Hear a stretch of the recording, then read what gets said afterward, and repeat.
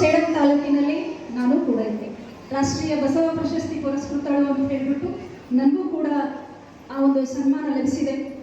ತಾವೆಲ್ಲರೂ ವೇದಿಕೆ ಮೇಲಿರುವಾಗ ನನಗೂ ಆ ಒಂದು ಮೂಮೆಂಟ್ ನೆನಪಾಯಿತು. ಸೊ ತುಂಬ ಖುಷಿ ಆಯಿತು ಈ ಥರದ ಒಂದು ಕಾರ್ಯಕ್ರಮದಲ್ಲಿ ಭಾಗವಹಿಸಲು.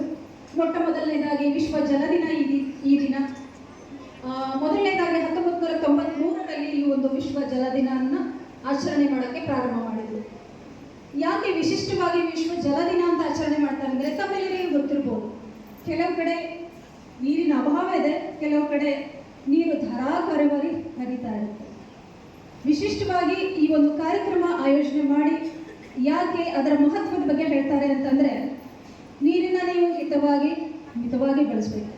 ಯಾಕಂದರೆ ನಮ್ಮ ಜೀವನದಲ್ಲಿ ನೀರು ನೋಡ್ರಿ ಯಾವ ಥರ ಇರುತ್ತೆ ಅಂದರೆ, ಅದಕ್ಕೆ ಪ್ರತ್ಯೇಕವಾದ ಆಕಾರ ಇಲ್ಲ, ವಾಸನೆ ಇಲ್ಲ, ಬಣ್ಣ ಇಲ್ಲ. ನೀವು ಯಾವ ಪಾತ್ರೆಗೆ ಹಾಕ್ತೀರಿ ಅದರ ಆಕಾರ ಪಡೀತಾರೆ, ಹೌದೋ ಇಲ್ವೋ? ಸೊ ಅಂಥ ಒಂದು ಸರ್ವಶ್ರೇಷ್ಠ ಅಂತ ನಾನು ಭಾವಿಸ್ತೀನಿ ನೀರಿಗೆ. ಆ ನೀರನ್ನ ಅಷ್ಟೇ ಸರ್ವಶ್ರೇಷ್ಠವಾಗಿ ನೀವು ಭಾವಿಸಿ